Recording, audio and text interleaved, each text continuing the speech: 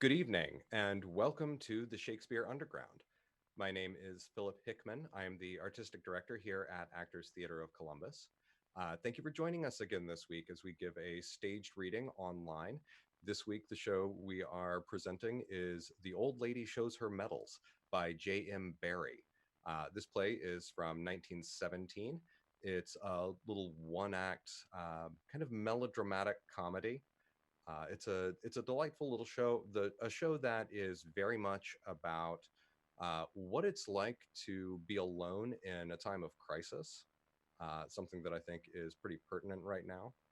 As always, we would like to thank the Greater Columbus Arts Council, the Ohio Arts Council, the Reinberger Foundation, the Columbus Foundation for their very generous support to Actors Theatre of Columbus. Now, if you would like to support Actors Theatre, you can always do that at our website, www.theactorstheatre.org. There should be a link somewhere here on the YouTube page. And stay abreast of that website because we've got a lot more events coming up over the next few months that we'd love to have you participate with. So without further ado, I'm going to present The Old Lady Shows Her Medals by J.M. Barrie. Thanks.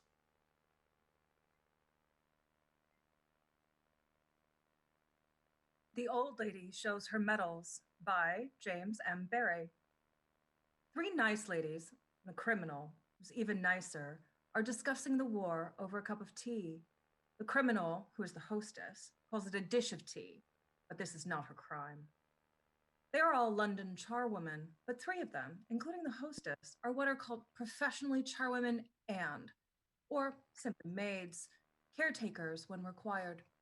Mrs. Haggerty, though present, is not at the party by invitation.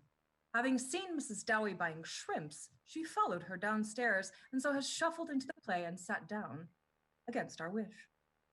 We would remove her by force, or at least print her name very small, were it not that she takes offense very readily and says no one respects her.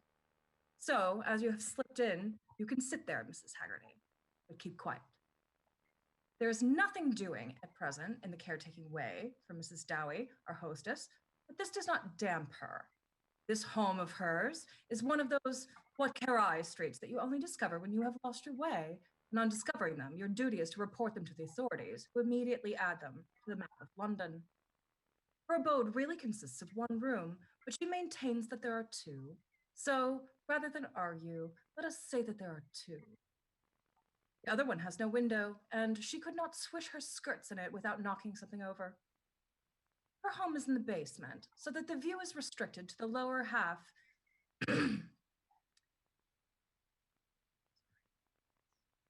Her view is in the basement, so that her view is restricted to the lower half of persons passing overhead beyond the area stairs. Here at the window, Mrs. Dowey sometimes sits of a summer evening, gazing, not sentimentally at a flower pot which contains one poor bulb, nor yearningly at some tiny speck of sky, but with unholy relish at holes, stockings, and the like, which are revealed to her from her point of vantage.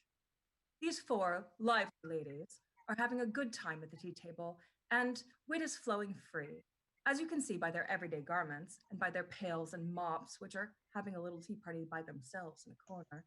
It is not a gathering by invitation stretching away into yesterday. It is purely an informal affair. They have been extremely merry, and never were four hard-worked old ladies who deserved it better. All a woman can do in wartime, they do daily and cheerfully, just as their menfolk are doing at the front. And now, with the mops and pails laid aside, they sprawl gracefully at ease. There is no intention on their part to consider peace terms until... A decisive victory has been gained in the field. Until the Kaiser's put to the right about. And singing very small. At this tea party, the lady, who is to play the part of Mrs. Dowey, is sure to want to suggest that our heroine has a secret sorrow, namely, the crime. But you should see us knocking that idea out of her head. Mrs. Dowey knows she is a criminal, but unlike the actress, she does not know she is about to be found out. Another cup of tea, Mrs. MICKLEHAM. Mrs. Haggerty. No, thank you. I've had so much tea, I'm fair running over. Another shrimp, then? If I took one more shrimp, I'd have to swim for it. The shrimps are with you, Sarah. There's two yet. 2 shrimps yet. There's 12 yet. How'd you make that out, ma'am? Well, there's these 2, Mrs. Haggerty, and there's the 5 you had, and the 4 Mrs. MICKLEHAM had, and the 1 that I had. But they're eaten. In Germany, Mrs. MICKLEHAM, when a shrimp is eaten, is that the end of the shrimp? I say it is so. I say it is so. I say it may be so. I suppose I ought to know, me that has a son a prisoner in Germany, being the only lady present that has that proud misfortune. My son is fighting in France. Mine is wounded in 2 places. Mine is at Saloniki. You'll excuse me, Mrs. Haggerty, but the correct pronunciation is Saloniki. I don't think. And I speak as one that has war saving certificates. We all have them. Oh, it is a terrible war. It is. What I say is, the men is splendid. But I'm none so easy about the staff. That's your weak point, Mrs. MICKLEHAM. You may take it from me. The staff's all right. And very relieved I am to hear you say it. You don't understand properly about trench warfare. If I had a map. That's the River Somme. Now, if we had barrages here. Very soon you would be infidel. Where's your supports, my lady? What none of you grasps is that this is an artillery war. I say the word is Saloniki. We'll change the subject. Have you seen this week's fashion chat? The gabardine with accordion pleats has quite gone out. My sakes, you tell me. The plain smock has come in again with silk lacing, giving that charming chic effect. Oh, oh. I must say I was always partial to the straight line, though trying to them as is too friendly a figure. Lady Dolly Canister was seen conversing across the railings in this dainty bijou. Was she now? Find what I have liked to see her. Oh, she is equally popular as maid, wife, mutton worker. Her 2 children in set. Lady Pops Babington was married in a tight tulle. What was her going away dress? Oh, a champagne cream velvet with dreamy corsage. She's married to the Colonel, the Honorable Shinford. Snubs, they call him here at Eton. Very likely he'll be sent to Saloniki. Wherever he is sent, she'll have the same tremors as the rest of us. She'll be as keen to get the letters wrote with pencils as you or me. Them pencil letters. And women in enemy lands gets those pencil letters and then stop getting them. The same as ourselves. Let occasionally think of that. I ask you. That's hardly language, Miss Dowey. Kindly excuse. I swear to death I'm none of your pacifist. Freely granted. I've heard of females that have no male relations, and so they have no man party at the wars. I have heard of them, but I don't mix with them. What can the likes of us have to say to them? It's not their war. They are to be pitied. But the place for them, Mrs. Dowey, is within doors with the blinds down. That's the place for them. I saw one of them today by a flag. I thought it was very impudent of her. So it was.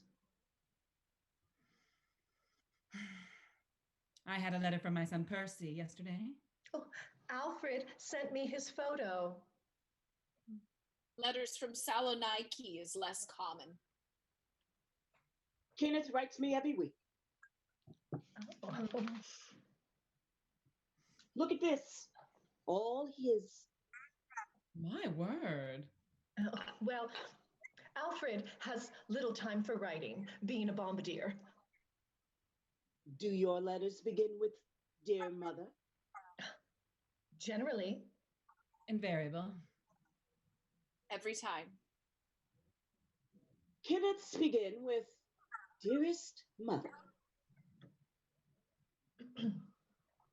A short man, I would say. I mean, judging by yourself. 6'2.5". A kiltie, did you tell me? Most certainly. He's in the famous Scottish Watch. Surrey Rifles is the famousest. Well, there you and the king disagrees. Mrs. Haggerty, his choice is the buffs, same as my Percy's. Give me the RHA and you can keep all the rest. I'm sure I have nothing to say against the Surreys and the RHA and the Buffs, but they are just breeches regiments. I understand. We can't all be kilties. That's very true. Has Sir Kenneth great hairy legs? Tremendous. At any rate, it's Saloniki. Look here. Oh my, is that Reverend Gent I see through the window? I see he's had his boots heeled. It may be said of Mr. Willings that his happy smile always walks in front of him. This smile makes music of his life, and it means that once again he has been chosen, in his opinion, as the central figure in a romance. No one can well have led a more drab existence, but he will never know it. He will always think of himself humbly, elatedly, as the chosen of the gods. Of him, it must have originally been written that adventures are for the adventurous. He meets them at every street corner. For instance, he assists an old lady off of a bus and asks her if he can be of any further help. She tells him that she wants to know the way to Maddox the butcher's. Then comes the kind, triumphant smile. It always comes first, followed by its explanation. I was there yesterday. This is the merest sample of the adventures that keep Mr. Willing up to the mark. Since the war broke out, his zest for life has become almost terrible. He can scarcely lift a newspaper and read of a hero without remembering he knows someone of the same name. The Soldier's Rest he is connected with was once a China emporium, and, mark my words, he had bought his tea service at it. Such is life when you are in the thick of it. Sometimes he feels that he is part of a gigantic spy drama. There's a commotion about finding a worthy chair for the Reverend, and there's also some furtive pulling down of sleeves, but he stands surveying the ladies through his triumphant smile. This amazing man knows that he is about to score again. Ladies. Oh, no, please don't fuss. Friends, I have news. News? From the front? My Alfred, sir? I tell you at once that all is well. The news is for Mrs. Dowey. News for me? Your son, Mrs. Dowey, he has got 5 days leave. Now, good news doesn't kill. Oh, we're glad, Mrs. Dowey. You sure? Quite sure. He has arrived. He's in London? He is. I have spoken to him. You lucky woman. Ladies, it is quite a romance. I was in the church army quarters in Central Street, trying to get on track of 1 or 2 of our missing men. Suddenly, my eyes, I can't account for it, but suddenly my eyes alighted on a Highlander seated rather drearily on a bench with his kit at his feet. A big man? A great brawny fellow. My friend, I said at once, welcome back to Blighty. I made a point of calling it Blighty. I wonder, I said, if there's anything I can do for you. He shook his head. What regiment? I asked. Scottish Watch, 5th Battalion, he said. Name? I asked. Dowey, he said. I declare, I do declare. I put my hand on his shoulder as it might be thus. Kenneth Dowie, I said, I know your mother. What did he say to that? He was incredulous.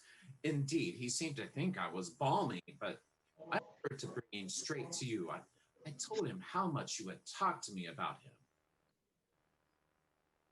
Bring him here. I wonder he need to be brought. He had just arrived and was bewildered by the great city. He listened to me in the taciturn Scotch way. Then he gave a curious laugh.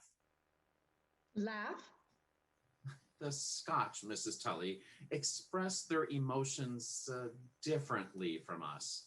With them, tears signify a rollicking mood, while merriment denotes that they are plunged in gloom. When I had finished, he said at once, "Let us go and see the old lady." Is he coming? He has come. He is up there. I told him I thought I'd better break the joyful news to you. Mr. Willings, kindly get them to go. Ladies, I think this happy occasion scarcely requires us. I also am going instantly. I would thank none for their company if my Alfred was at the door. The same for me. Shall I send him down, Mrs. Dowie? Look at the poor joyous thing, sir. She has his letters in her hand. A good son, Mrs. Dowie, to have written to you so often. Send him down, Mrs. MICKLEHAM. Dowie, my friend, she's down there, waiting for you, with your letters in her hand. That's great. The ladies, together, Mr. Willings ascends the stair without one backward glance like the good gentleman that he is, and the Dowies are left together with nearly the whole room between them. Private Dowie is a great rough chunk of Scotland, hawked out of her not so much neatly as literally. And in his black watch uniform, all caked with mud, his kit, and nearly all his worldly possessions on his back, he is an apparition, scarcely less fearsome than those ancestors of his. He stands silent, scowling at the Mrs. Dowie, daring her to raise her head, and she would like very much to do it, for she longs to have a first glimpse of her son. When he does speak, it is to jeer at her. Do you recognize your loving son, Mrs.? I'm pleased I wrote so often. Let's see them. There is a string in the package, and he unties it and examines all the letters at his leisure with much curiosity. The envelopes are in order, all addressed in pencil to Mrs. Dowie with the proud words, "Opened by censor," on them. But the letter paper inside contains not a word of writing. Nothing but blank paper. Is this your writing in pencil on the envelope? The cubby told me you were a charwoman, so I suppose you picked the envelopes out of waste paper baskets or such like, and then changed the addresses? She nods again. She still dare not look up. When, however, he would cast the letters into the fire, she flames up with sudden spirit. She clutches them. Don't you burn them letters, mister. They're not real letters. They're all I have. I thought you had a son. I never had man nor son on anything. I just call myself Mrs. to give me a stand. Well, it's past my understanding. What made you do it? It was everybody's war, mister, except mine. I wanted it to be my war, too. You'll need to be plainer. And yet I'm damned if I care to hear you, you lying old trickster. You're not going already, mister. Yes, I just came to give you an ugly piece of my mind. You haven't gave it to me yet. You have a cheek. You wouldn't drink some tea? Me? I tell you, I came here for the one purpose of blazing away at you. You could drink the tea while you're blazing away. There's shrimps. Is there? Not me. You're just a common rogue. Now, then out with it. Sit down. As you char, I suppose you are on your feet all day. I'm more on my knees. That's where you should be to me. Oh, mister, I'm willing. Stop it. Go on, you accomplished liar. It's true that my name is Dowie. It's enough to make me change mine. I've been charring and charring and charring as far back as I mind. I've been in London 20 years. We'll skip your early days. I have an appointment. And then when I was old, the war broke out. How could it affect you? Oh, mister, that's the thing. It didn't affect me. It affected everybody but me. The neighbors looked down on me. Even the posters on the walls of the women saying, "Go, my boy," leered at me. I sometimes cried by myself in the dark. You won't have a cup of tea? No. Sudden like the idea came to me to pretend I had a son. You depraved old limmer. But what in the name of old Nick made you choose me out of the whole British Army? Maybe, mister, it was because I liked you best. Oh, now, woman. I read one day in the papers in which he was assisted by Private K. Dowie, 5th Battalion, Scottish Black Watch. Did you now?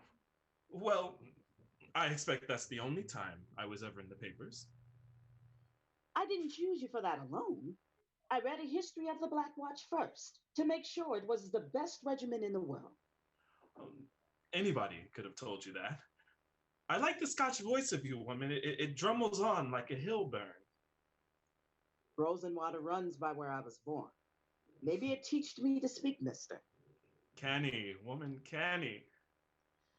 I read about that Black Watch's ghostly piper that plays proudly when the men of the Black Watch do well and prouder when they fall. There's some foolish story of that kind. But you couldn't have been living there at that time, or they would have guessed. I suppose you changed your place of residence? Yes. It cost me 11 and 6pence. How did you guess the K in my name stood for Kenneth? Does it? An angel whispered it to me in my sleep. Well, that's the only angel in the whole business. You little thought I would turn up, or did you? I was beginning to weary for a sight of you, Kenneth. What word was that? Mister. I hope you're pleased with me now you see me. I'm very pleased. Look, I have 5 war saving certificates. I'll soon have 6. What care I? You're a hard man. I am. Does your folk live in Scotland? Glasgow. Both living? I. Is your mother terrible proud of you? Naturally. You'll be going to them. After I've had a skite in London first. So she is in London. Who? Your young lady. Are you jealous? Not me. Oh, you need not be. She's a young thing. You surprise me. A beauty, no doubt. Famous. She's a titled person. She is equally popular as a maid, wife, and munition worker. Oh. She has sent me a lot of things, especially cakes and a worsted waistcoat with a loving message on the enclosed card. Do you know her? Only in the illustrations, but she may have seen me. You'll try one of my cakes, mister? Oh, not me. They're of my own making. No, I thank you. Well, I'll be damned. How? That's exactly the kind of cake that her ladyship sends me. Is the waistcoat right, mister? I hope the Black Watch colors pleased you. Was it you? I dared not give my own name, you see, and I was always reading hers in the papers. Woman, is there no getting rid of you? Are you angry? Oh, hell, give me some tea. Kenneth! What? Nothing. Just Kenneth. Don't you be thinking, missus, for just 1 minute that you have got me. No. I have a theater tonight, followed by a randy-dandy. Have you? Kenneth, This is a queer first meeting. It is, woman. Oh, it is. And it's also a last meeting. Yes. Yes. So here's to you, you old mop and pail. Ave atque vale. What's that? That means hail and farewell. Are you a scholar? Being Scottish, there's almost nothing I don't know. What was your trade? Carter, glazier, any rough jobs. You're a proper man to look at. I'm generally admired. She's an enviable woman. Who? Your mother. Eh? Oh, that was just protecting myself from you. I have neither father, nor mother, nor wife, nor grandmama. This party never even knew who his proud parents were. Is that true? It's gospel. Heaven be praised. Hey, none of that. I was a fool to tell you, but don't think you can take advantage of it. Pass the cake. And you have hairy legs. Mind your manners. But here's to you. Here's to you. And our next meeting. I cannot guess what that's to be. Not in this world. There's no telling. It might be in Berlin. If I ever get to Berlin, I believe I'll find you there waiting for me. With a cup of tea for you in my hand. Yes, and very good tea, too. Kenneth, we could come back to Paris. All the ladies like to go to Paris. Oh, Kenneth. Kenneth, if just once before I die, I could be fitted for a Paris gown with a dreamy corsage. We have a song about it. Mrs. Gill is very ill, nothing can improve her, but to see the Tuileries and waddle through the Louvre. You must learn me that. Mrs. Dowey's very ill, nothing can improve her. Stop, but dressed up in a Paris gown to waddle through the Louvre. Hairy legs. Mind your manners. Well, thank you for my tea. I must be stepping. Where are you leaving? That's the question. But there's a place called the Hut where some of the 5th Battalion are. They'll take me in. Beggars can't be choosers. Beggars? I've never been here before. If you knew what it is to be in such a place without a friend. I was crazy with glee when I got my leave at the thought of seeing London at last, but after wandering its streets for 4 hours, I would almost have been glad to be back in the trenches. That's my position too, Kenneth. 20 years have I been here. Folks is kind, but it's a foreign land to me. I'm sorry for you, but I see no way out for either of us. Do you not? Are you at it again? Kenneth, I've heard that the thing a man on leave longs for more than anything else is a bed with sheets and a bath. You've never heard anything truer. Go into that pantry, Kenneth, darling. Now lift the dresser top and tell me what you see. It's a kind of bath with hot and cold.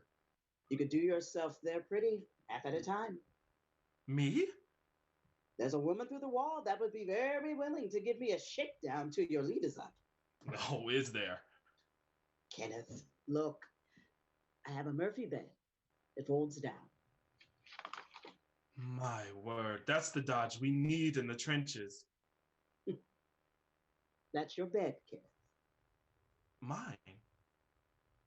What can make you so keen to be burdened by a lump like me? I tell you, I'm the commonest kind of man. I've been a kickabout all my life, and I'm no great shakes at the war. Yes, you are. How many Germans have you killed? Just 2 for certain. And there was no glory in it. It was just because they wanted my shirt. Your shirt? Well, they said it was their shirt. Have you took prisoners? I once took half a dozen, but that was a poor affair too. How could one man take half a dozen? Just in the usual way, I surrounded them. Kenneth, you're just my ideal. You're easily pleased. Lady, if you really want me, I'll bide. Oh! But, mind you, I don't accept you as a relation. For your personal glory, you can go on pretending to the neighbors, but the best I can say for you is that you're on probation. I'm a cautious character, and we must see how you'll turn out. Yes, Kenneth. And now, I think, for that bath. My theater begins at 6:30. A cove I met on a bus is going with me. You sure you'll come back? Yes. I leave my kit in pledge. You won't liquor up too freely, Kenneth. You're the first to care whether I do or not. I promise. God, I'm beginning to look forward to being wakened in the morning by hearing you cry, "Get up, you lazy swine!" I've kind of envied men that had women folk in the right to say that. Oh, my. What is it, Kenneth? The theater. It would be showier if I took a lady. Kenneth, tell me this instant what you mean. Don't keep me on the jumps. No, it couldn't be done. Was it me you were thinking of? Just for the moment, but you have no style. Not in this, of course, but oh, Kenneth, if you saw me in my merino, it's laced up the back in the very latest. But let's see it.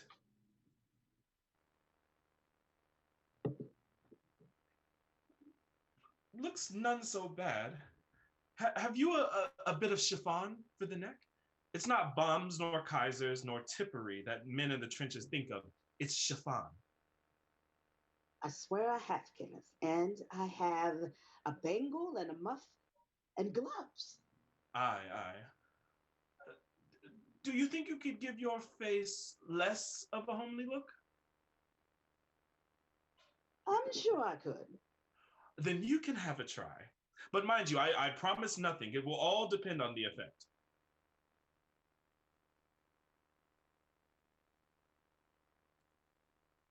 He goes into the pantry, and the old lady is left alone. Not alone, for she is ringed round by entrancing hopes and dreadful fears. She takes up her letters and throws them contemptuously into the fire. She then rushes to her pail, hot water, soap, and a looking glass. Our last glimpse of her for this evening shows her stared, not discontentedly, at her face. Her eyes are sparkling.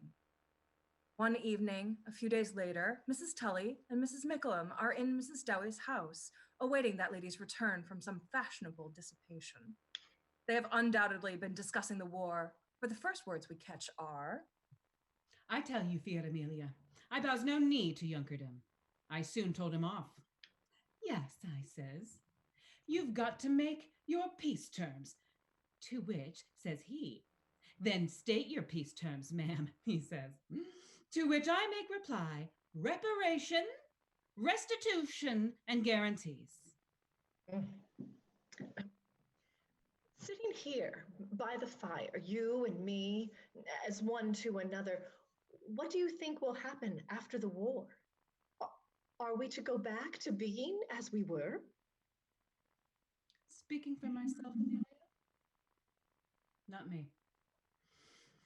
The war has wakened me up to an understanding of my own importance that is really astonishing. Same here. Instead of being the poor worms the like of you and me thought we was, we turns out to be visible departments of great and haughty empire. They are well underway, and with a little luck, we might now hear their views on various passing problems of the day, such as neglect of science in our public schools. But in comes Mrs. Haggerty and spoils everything. She's attired, like them, in her best, but the effect of her is that her clothes have gone out for a walk, leaving her home. Here's the submarine again. Are they not back yet?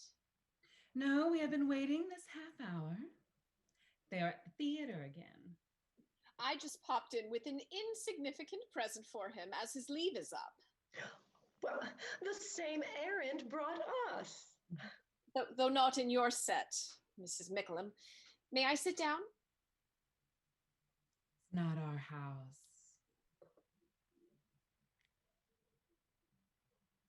It's a terrible war. Is that so? I wonder what will happen when it ends. I have no idea. My present is cigarettes. So is mine.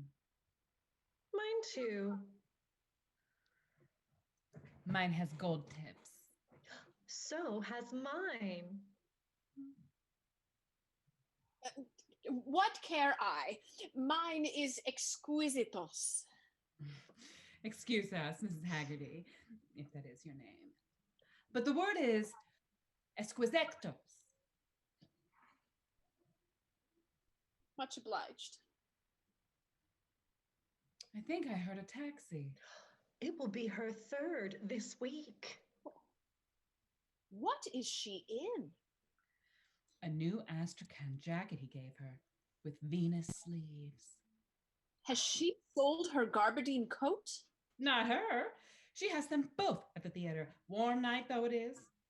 She's wearing the Astrakhan and carrying the gabardine flung careless-like over her arm.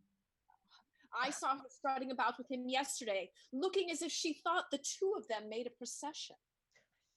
Strike me dead if she is not coming mincing down the stair, hooked on his arm. Indeed, it is thus that Mrs. Dowey enters. Perhaps she had seen shadows lurking on the blind and at once hooked on to Kenneth to impress the visitors. She's quite capable of it. Now we see what Kenneth saw that afternoon 5 days ago when he emerged from the bathroom and found her awaiting his inspection. Here are the muff and the gloves and the chiffon, and such a kind old bonnet that it makes you laugh at once. I don't know how to describe it, but it is trimmed with a kiss, as bonnets should be. We must take the merino for granted until she steps out of the Astrakhan. She's dressed up to the nines, there's no doubt about it. Yes, but is her face less homely? Above all, has she style? The answer is a stout affirmative. Kenneth, he knows. Many a time has he gone to go behind a door to roar hilariously at the old lady. He has thought of her as a lark to tell his mates by and by, but for some reason that he cannot fathom, he knows now that he will never do. Kenneth, we have visitors. Your servant, ladies.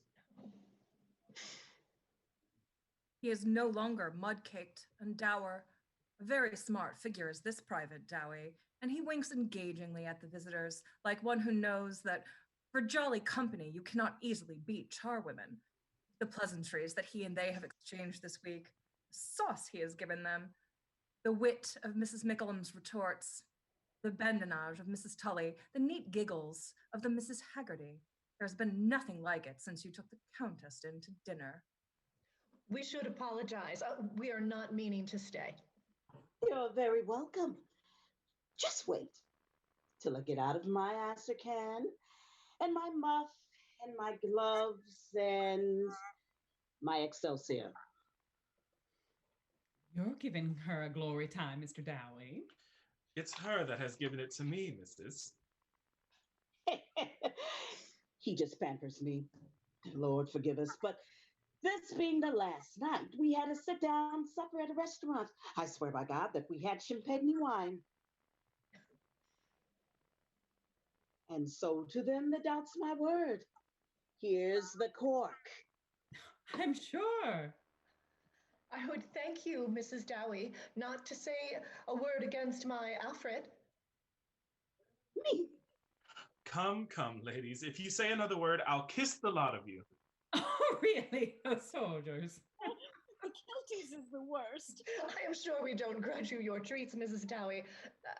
I'm sorry that we are at this in the end. Yes, it's the end. I must be off in 10 minutes. Poor thing.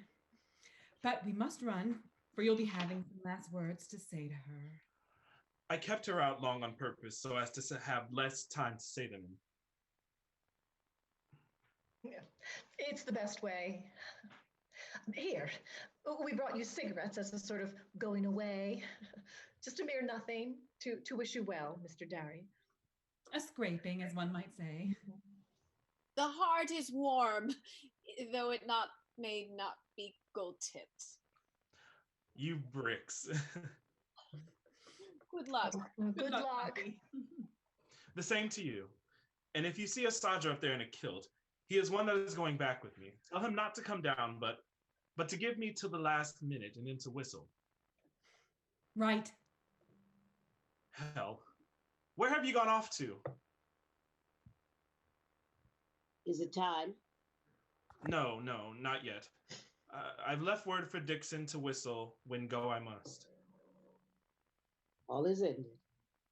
Now then, you promised to be gay. We were to help one another. Yes, Kenneth. It's bad for me, but it's worse for you. The men have medals to win, you see. The women have their medals too, and they wear them in their hearts where you wear yours. Come here. No, I'll come to you. God. What is it, Kenneth? You're a woman. I'd never forget it. Have you noticed you have never called me son? Have I noticed it? I was feared, Kenneth. You said I was on probation. And so you were. Well, the probation's ended. The like of me. But if you want me, you can have me. Kenneth, will I do? Oh, woman, don't be so forward. Wait till I have proposed. Propose for your mother? What, for no? Mrs. Dowey, you queer card, you spunky biddy, have I your permission to ask you the most important question a neglected orphan can ask of a nice old lady? None of your sauce, Kenneth. For a long time, Mrs. Dowey, you cannot have been unaware of my sonnish feelings for you. Wait till I get my mop at you. And if you're not willing to be my mother, I swear I'll never ask another. Was I a well-behaved infant, mother? Not you, Sonny. You are a rampaging rogue. Was I slow in learning to walk? The quickest in our street. Is that the whistle? No. See here. In taking me over, you have, in a manner of speaking, joined the Scottish Black Watch. I like to think that, Kenneth. Then you must behave so that the ghost piper can be proud of you. Shun!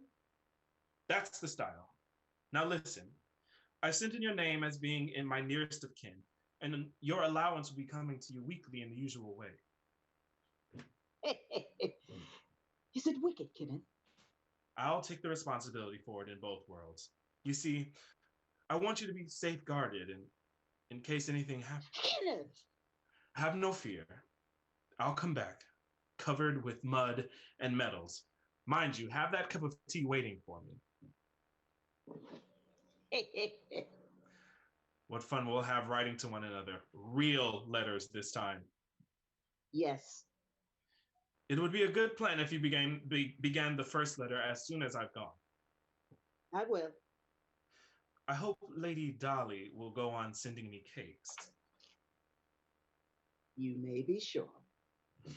You must have been a bonny thing when you were young. Away with you. That scarf sets you fine. Blue was my color. Oh, there's the whistle. Old lady, when I'm out there in the trenches, I'll have something to think of I never had before. Home. This room, you with your mop and pail. You are what Blighty means to me now. Goodbye.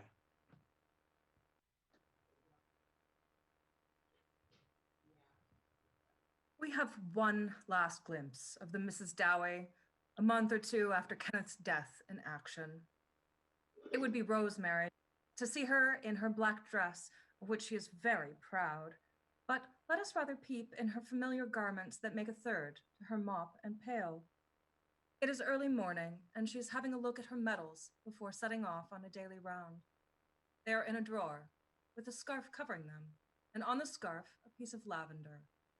First, the black frock, which she carries in her arms like a baby. Then her war-saving certificates, Kenneth's bonnet, thin packet of real letters, and the famous champagne cork. She kisses the letters, but she does not blub over them.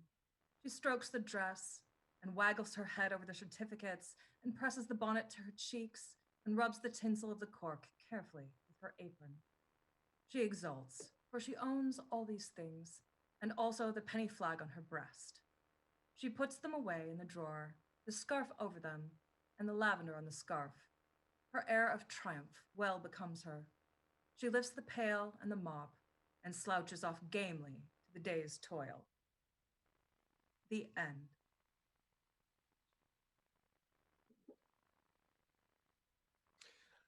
Thank you again for joining us for the Shakespeare Underground.